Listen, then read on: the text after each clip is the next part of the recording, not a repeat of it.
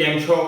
ધોરણ 6 ના ગણિતમાં પ્રકરણ નંબર 3 સંખ્યા સાથે રમતમાં આજે આપણે સ્વાધ્યાય 3.2 ની ચર્ચા કરવાના છીએ. તો સ્વાધ્યાય 3.2 ના 1 થી 5 દાખલા જે છે એ આપણે શીખવા સમજવા માંગતા હોય તો વિડિયોમાં અંત સુધી બન્યા રહેશું. એ ઉપરાંત જો આપને વિડિયોમાં નવું કંઈ શીખવા કે જાણવા મળે તો પણ વિડિયોમાં કોમેન્ટ કરી જણાવશો જેથી કરીને અમને આપના માટે સારું કન્ટેન્ટ પૂરું પાડવાનું પ્રોત્સાહન મળે.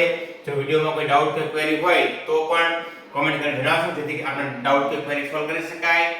અને ખરેખર જો આપનો વિડિયો ગમે તો વિડિયોને લાઈક કરવા વિનંતી, મિત્રોને શેર કરવા વિનંતી જેથી કરીને એ લોકો પણ લાભ લઈ શકે. અને હજુ સુધી જો આપ ચેનલ પર નવા છો તો ચેનલને સબસ્ક્રાઇબ કરી બાજુમાં રહેલ બેલ આઇકન દબાવી દેવું જેથી કરીને આપને મારા નવા વિડિયો અપડેટ્સ મળતી રહે. સ્વાધ્યાય 3.2 જે છે આપણે બે પાર્ટમાં ડિવાઈડ કરીશું. પાર્ટ 1 માં આપણે 5 દાખલા અને 6 થી 10 દાખલા આપણે જોવાના છીએ. તો વધારે સમય ન બગાડતા આપણે સ્વાધ્યાય 3.2 ના 1 થી 5 દાખલાની ચર્ચા કરીએ છીએ. સ્વાધ્યાય 3.2 નો પહેલો દાખલો જે છે કે કોઈ પણ બે એમાં પહેલો દાખલો છે એકી સંખ્યાનો સરવાળો અને b બેકી સંખ્યાનો સરવાળો શું થાય. અહીંયા આપણને બે પ્રશ્ન આપેલા છે a અને b.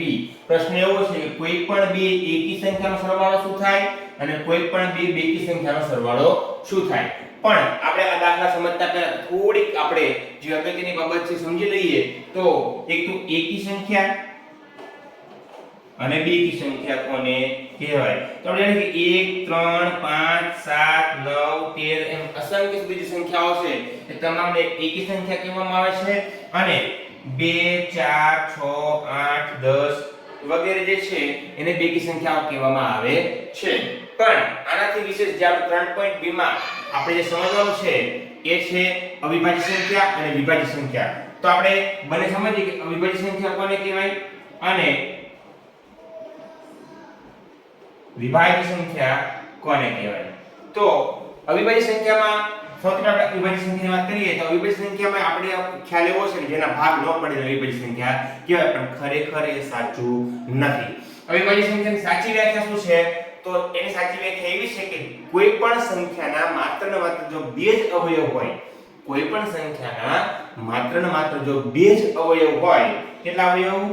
બે જ અવયવ હોય તો એવી સંખ્યાને આપણે અવિભાજ્ય સંખ્યા કહીશું. ઉદાહરણ તરીકે આપણે વાત કરીએ 3 તો 3 ના અવયવ શું છે? 1 અને 3. તો અહીંયા 3 છે એ અવિભાજ્ય સંખ્યા છે. એટલે કે કોઈ એવી સંખ્યા જેને માત્ર બે જ અવયવ, કયા બે અવયવ હોય? તો એક તો એકડો હોય અને એક સંખ્યા પોતે હોય. એ બે જ અવયવ ધરાવતી સંખ્યા જે છે એને અવિભાજ્ય સંખ્યા આપણે કહીશું. તો આપણે શરૂઆત થાય કે નાનામાં નાની અવિભાજ્ય સંખ્યા કઈ? તો આવશે 2. કારણ કે બગડો માત્ર એક એવો છે જે બેકી સંખ્યા પણ છે અને સાથે સાથે અવિભાજ્ય સંખ્યા પણ છે. આપણે વિભાજ્યની વાત કરશું તો તમે જોશો મોટા ભાગની બેકી સંખ્યાઓ જે છે બગડા સિવાયની બધી જ એ વિભાજ્ય સંખ્યામાં આવશે. તો 2 ના અવયવ છે 1 અને 2. આ બે જ અવયવ છે બીજો બેનો કોઈ અવયવ ન હોવાથી 2 ને આપણે અવિભાજ્ય સંખ્યા કીધેલી છે. હવે વાત કરીએ વિભાજ્યની. તો વિભાજ્ય એટલે શું? કે જે સંખ્યાના 2 કરતા વધારે અવયવ છે, જે સંખ્યાના 2 કરતા વધારે અવયવ છે એ તમામ સંખ્યા જે છે એનો સમાવેશ વિભાજ્ય સંખ્યામાં થાય છે. તો પ્રશ્ન થાય નાનામાં નાની વિભાજ્ય સંખ્યા કઈ? તો 2 અને 3 તો અહીંયા 4 જે છે એ નાનામાં નાની વિભાજ્ય સંખ્યા છે. કારણ કે 4 ના અવયવ થશે 1 2 અને 4 એટલે કે 2 કરતા વધારે 3 અવયવ છે. તો નાનામાં નાની વિભાજ્ય સંખ્યા 4 છે. અને વિભાજ્ય સંખ્યા કોને કહેવાય? તો જેના 2 કરતા વધારે અવયવ જ્યારે પડતા હોય, આવતા હોય એવી સંખ્યાને વિભાજ્ય સંખ્યા કહેવામાં આવે છે. અહીંયા એક પ્રશ્ન એ પણ થાય કે અહીંયા 2 થી શરૂઆત કરી, અહીંયા 4 આવ્યો પણ એકડો તો ક્યાંય છે જ નહીં. એકડાનું શું? તો એકડો જે છે એ અવિભાજ્ય પણ નથી અને વિભાજ્ય પણ નથી. બંનેમાં સમાવેશ થતો નથી. કારણ એટલું કે આપણે વ્યાખ્યા શું કીધી અવિભાજ્ય સંખ્યાની? કે જેને ઓછામાં ઓછા 2 જ અવયવ હોય. હવે એક જે છે એનો અવયવ શું? તો એક પોતે જ, એ સિવાયનો બીજો કોઈ જ અવયવ નથી. માટે આપણે વિશેષ સંખ્યા કેવી હોય તો કહી શકીશું, પરંતુ એ અવિભાજ્યમાં પણ નહીં આવે અને વિભાજ્યમાં પણ નહીં આવે. મોટા ભાગની જે સંખ્યાઓ જે છે અવિભાજ્ય 1 થી 100 સુધીની આપણને આવડવી જોઈએ. વિભાજ્ય છે વાત કરીએ મુજબ બધી જ બેકી સંખ્યાઓ બગડાને બાદ કરતા બધી જ બેકી સંખ્યાઓ જે છે એનો સમાવેશ વિભાજ્યમાં થશે. અને એ જે સંખ્યાઓ છે આપ જોઈ લેશો. તો આજે મેઈન વાત કરવાની હતી એ મેઈન વાત કરી. હવે આપણે દાખલા પહેલા ઉપર જઈએ. તો મેં કીધું પહેલો દાખલો એવો છે કે કોઈ પણ બે એકી સંખ્યાનો સરવાળો શું થાય તો જવાબ આપણને મળશે હંમેશા બેકી જવાબ મળે આપણને બેકી થાય ઉદાહરણ તરીકે જોઈએ તો 1 અને 3 બંને એકી સંખ્યા છે સરવાળો 4 થાય જવાબ આપણને બેકી મળે છે 11 અને 13 લઈએ સરવાળો કરીએ 24 થાય 24 આપણને બેકી મળે છે તો કોઈ પણ બે એકી સંખ્યાનો સરવાળો આપણને જવાબમાં શું મળશે બેકી સંખ્યા જ મળશે આ સત્ય બાબત છે ત્યારબાદ બે બેકી સંખ્યાનો સરવાળો શું થાય તો એમાં પણ જવાબ મળશે બેકી સંખ્યા જ થાય જવાબ આપણને બેકી સંખ્યા જ મળે ઉદાહરણ તરીકે જોવું હોય તો 2 + 4 કરીશું બંને બેકી સંખ્યા છે જવાબ 6 થાય એ પણ બેકી સંખ્યા જ છે 12 + 18 કરીએ જવાબ મળે 30 30 પણ બેકી સંખ્યા છે 12 અને 18 પણ બેકી સંખ્યા છે તો કોઈ પણ બે બેકી સંખ્યાનો સરવાળો કરશો કે આપણને જવાબ હંમેશા શું મળશે બેકી સંખ્યા જ મળશે અને કોઈ પણ બે એકી સંખ્યાનો સરવાળો કરશો એ પણ આપણને જવાબ હંમેશા શું મળશે બેકી સંખ્યા જ મળશે તો અહીંયા 3.2 નો પહેલો દાખલો પૂર્ણ થાય છે હવે આપણે દાખલા નંબર 2 ની ચર્ચા કરીએ તો 3.2 નો દાખલા નંબર 2 છે નીચે જણાવેલા વાક્ય સાચા છે કે ખોટા તે જણાવવાનું છે પહેલું છે 3 એકી સંખ્યાનો સરવાળો બેકી સંખ્યા છે તો આ વિધાન ખોટું છે કારણ કે આપણે આગળ જમણું જોયું કે બે એકી સંખ્યાનો સરવાળો બેકી થાય હજી જો એમાં એકી સંખ્યા ઉમેરાય તો જવાબ એકી થઈ જશે ઉદાહરણ તરીકે આપણે જોઈએ તો 1 + 3 + 5 કરીએ તો 5 ને 3 ને 8 ને 1 9 તો જવાબ 9 જે છે એકી સંખ્યા મળે છે એટલે 3 એકી સંખ્યાનો સરવાળો બેકી સંખ્યા થઈ શકે નહીં ત્યારબાદ બીજું છે બે એકી સંખ્યા અને એક બેકી સંખ્યાનો સરવાળો બેકી સંખ્યા છે તો આ વિધાન સાચું છે કારણ કે બે એકી સંખ્યા લઈએ ઉદાહરણ તરીકે 1 અને 3 અને એમાં એક બેકી સંખ્યા નાખીએ તો 3 ને 4 ને 2 6 જવાબ આપણને બેકી સંખ્યા મળશે માટે વિધાન સાચું છે ત્યારબાદ ત્રીજી વિધાન છે 3 એકી સંખ્યાનો ગુણાકાર એકી સંખ્યા છે એટલે કે 3 એકી સંખ્યા લઈએ એનો ગુણાકાર કરીએ તો જવાબ આપણને એકી સંખ્યા મળશે તો આ વિધાન સાચું છે ઉદાહરણ તરીકે જોઈએ તો 1 * 3 * 5 કરીએ તો 3 એકી સંખ્યા છે 5 * 3 = 15 જવાબ આપણને મળશે એકી સંખ્યા મળે છે ત્યારબાદ જો બેકી સંખ્યાને 2 વડે ભાગવામાં આવે તો ભાગાકાર હંમેશા એકી સંખ્યા જ હોય છે આ વિધાન ખોટું છે કારણ કે કોઈ પણ બેકી સંખ્યાને આપણે 2 વડે ભાગીએ તો ભાગાકાર એકી પણ આવી શકે અને બેકી પણ આવી શકે ઉદાહરણ તરીકે જોઈએ 4 ને 2 વડે ભાગીએ તો 2 દુ 4 આપણને ભાગફળમાં બેકી સંખ્યા મળે છે અને જો આપણે 6 ને 2 વડે ભાગીએ તો 2 * 6 આપણને ભાગફળમાં 3 એકી સંખ્યા આપણને મળે છે માટે આ વિધાન ખોટું છે બધી અવિભાજ્ય સંખ્યા એકી સંખ્યા છે આ વિધાન ખોટું છે કારણ કે બગડો છે બેકી સંખ્યા હોવા છતાં અવિભાજ્ય સંખ્યા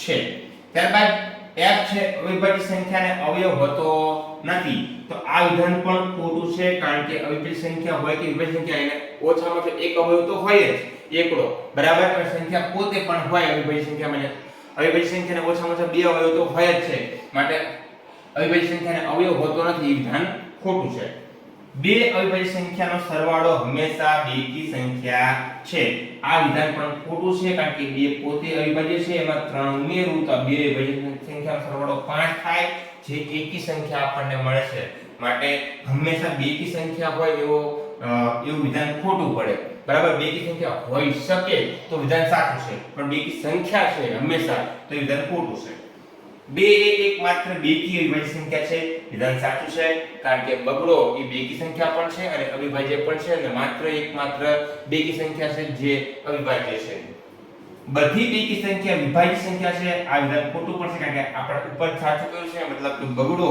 એ પોતે બેકી સંખ્યા છે અને અવિભાજ્ય છે એટલે બધી બેકી સંખ્યા વિભાજ્ય સંખ્યા છે વિધાન ખોટું પડે છે ત્યારબાદ બે બેકી સંખ્યાનો ગુણાકાર હંમેશા બેકી સંખ્યા હોય તો આ વિધાન સાચું છે કારણ કે બે બેકી સંખ્યા લઈએ 2 * 4 તો 8 આપણને બેકી મળશે 4 * 6 લઈએ તો 6 * 24 આપણને બેકી મળશે એટલે કે બે બેકી સંખ્યાનો ગુણાકાર હંમેશા આપણને બેકી સંખ્યા મળશે તો સ્વાધ્યાય 3.2 નો દાખલો અહીંયા પૂર્ણ થાય છે આશા રાખું કે આપણે સમજાઈ ગયું હશે હવે આપણે દાખલા નંબર 3 ની ચર્ચા કરીએ સ્વાધ્યાય 3.2 નો દાખલા નંબર 3 છે 13 31 એ અવિભાજ્ય સંખ્યા છે આ બંને સંખ્યાઓના અંકો 1 અને 3 સમાન છે એટલે 1 અને 3 અહીંયા 3 અને 1 મતલબ એકડો અને તગડો બે સરખા જ છે તો 100 સંખ્યા સુધી આવી અવિભાજ્ય સંખ્યાની જોડી ગોતવાની, મતલબ આંકડાની અદલ-બદલ થતી હોય બંને અવિભાજ્ય સંખ્યા હોય એવી આપણે જોડીઓ ગોતવાની છે. તો પહેલી તો આપણે જવાબમાં આવશે કે પહેલી તો આપણે આપી 13 અને 31. આ પહેલી તો આપણને મળેલી છે. બીજી જો ગોતી હોય તેવી છે 17 અને 71. આ બંને અવિભાજ્ય છે, સમાન અંકો છે. ત્રીજી જોડી આપણને મળશે 37 અને 73. અને ચોથી જોડી આપણને મળશે 79 અને 97. તો ચાર જોડી એવી છે કે જેના અંકો સમાન છે અને એને અંકો અદલ-બદલ કરીએ તો જે સંખ્યા મળે એ પણ અવિભાજ્ય સંખ્યા જ છે. બરાબર? એ આ પ્રકારનો દાખલો કહેવા માંગતા હતા. દાખલા નંબર 4. દાખલા નંબર 3 એક વાત કરી દઉં કે શા માટે 1 થી 100 અંકો સુધીની આપણે અવિભાજ્ય સંખ્યા આવડતી હોય તો આવું સહેલું છે.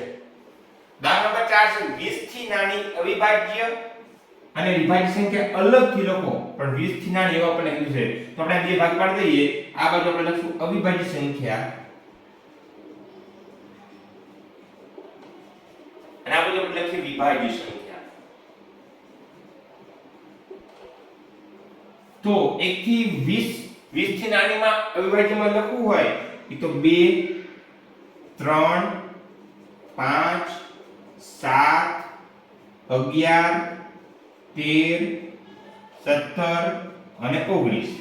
આ થશે 20 થી નાની અવિભાજ્ય સંખ્યા. બાકી જે વધી એ બધી અવિભાજ્યમાં, પણ અહીંયા ખાસ ધ્યાન રાખીશું કે વિભાજ્ય જ્યારે લખીએ છીએ ત્યારે એકડો આવશે નહીં, કારણ કે એક આપણે આગળ ચર્ચા કરી મુજબ વિભાજ્ય નથી. તો શરૂઆત 4 થશે.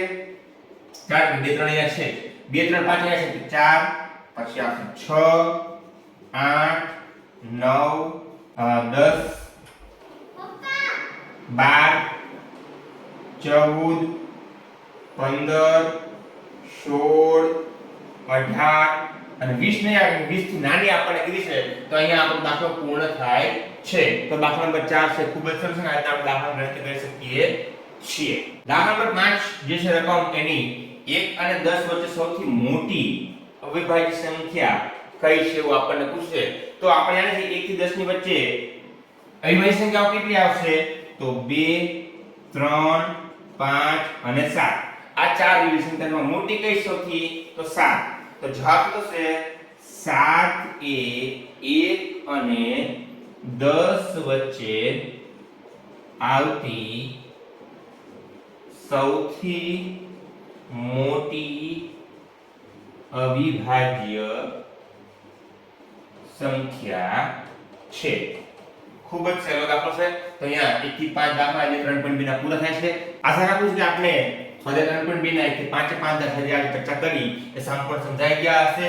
તેમ છતાં કોઈ ક્વેરી કે ડાઉટ હોય તો કોમેન્ટ કરી જણાવશો, જેથી કરીને આપણે ક્વેરી કે ડાઉટ સોલ્વ કરી શકાય. એ ઉપરાંત જો વિડિયોમાં ખરેખર નવું કંઈક શીખવા કે જાણવા મળ્યું હોય તો પણ કોમેન્ટ કરી જણાવશો, જેથી કરીને અમને આપના માટે સારું કન્ટેન્ટ પૂરું પાડવાનું પ્રોત્સાહન મળે. અને જો ખરેખર આપને વિડિયો ગમ્યો હોય તો વિડિયોને લાઈક કરવા વિનંતી, મિત્રોને શેર કરવા વિનંતી, જેથી કરીને એ લોકો પણ લાભ લઈ શકે. અને હજી સુધી જો આપ ચેનલ પર નવા છો તો ચેનલ સબસ્ક્રાઇબ કરી બાજુમાં બેલ આઇકન દબાવી દેવું, જેથી કરીને આપને મારા નવા વિડિયો અપડેટ્સ મળતી રહે. એક જ બાબત જણાવીશ કે વિડિયો રેગ્યુલર અપડેટ થવાના છે, અપલોડ થવાના છે. તો જો ખરેખર આપને ચેનલ પરથી કંઈ પણ નવું શીખવા કે જાણવા મળતું હોય તો ચેનલ પર બન્યા રહેશો. આપ વિડિયો જોવો તો છો પણ લાઈક કે સબસ્ક્રાઇબ નથી કરતા. ખરેખર ફ્રી ઓફ કોસ્ટ આપના માટે આટલું સારું કન્ટેન્ટ પૂરું પાડી રહ્યા છીએ. તો વધુ કોઈ અપેક્ષા નથી, માત્ર આપ વિડિયો લાઈક કરો. ખબર નથી પડતો, ખરેખર ડાઉટ છે તો કમેન્ટ પણ કરો. અને ખરેખર જો ચેનલમાંથી કંઈ પણ શીખવા કે જાણવા મળતું હોય તો ચેનલને સબસ્ક્રાઇબ કરશો અને મિત્રો સાથે પણ શેર કરશો, જેથી કરીને એ લોકો પણ લાભ લઈ શકે. આભાર.